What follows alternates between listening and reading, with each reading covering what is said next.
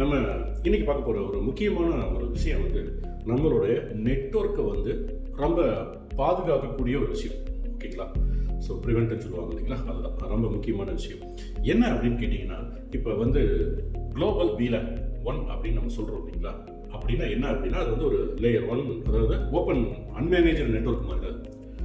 அன்மேனேஜ்டு நெட்வொர்க்கை நம்மளுடைய நெட்வொர்க்கில் பயன்படுத்தும் போது என்ன மாதிரியான ஒரு ப்ராப்ளம் வருது அப்படின்னா, யார் வேணாலும் நெட்வொர்க் அக்சஸ் பண்ணலாம். இல்லை ஒரு கஸ்டமர் வீட்டில் இருந்து அவங்களோட NVR, DVR, CCTV எதுலையாவது இருந்து வரக்கூடிய லூப்லாம் கூட நம்ம நெட்வொர்க்குள்ளே வந்து நம்மளுடைய இன்டர்நெட் டிஸ்ட்ரிபியூஷனை வந்து டிஸ்டர்ப் பண்ணுறதுக்கு நிறைய சான்சஸ் இருக்குது.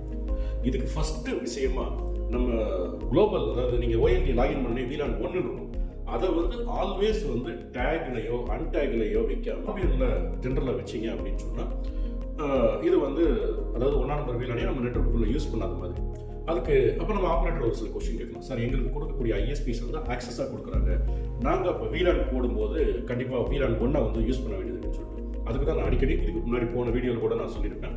நீங்கள் ஒரு L2 சுவிட்ச் வாங்கி அந்த ப்ரொவைடர்லேருந்து கொடுக்குற சிக்னலை அந்த L2 ஸ்விட்சில் வந்து நீங்கள் ஒரு VLAN டேக் பண்ணிவிட்டு அதுக்கப்புறம் நம்ம OLTக்குள்ளே கொடுக்கும்போது நெட்வொர்க்கு வந்து ரொம்ப பாதுகாப்பாகவும் ஸ்டேபிளாகவும் இருக்கும். மல்டி ISP பண்ணும்போதும் இந்த மாதிரி சுவிட்ச் மெயின்டைன் பண்ணும்போது உங்கள் நெட்வொர்க்கை வந்து ஸ்டேபிளாக வச்சுக்க முடியும்.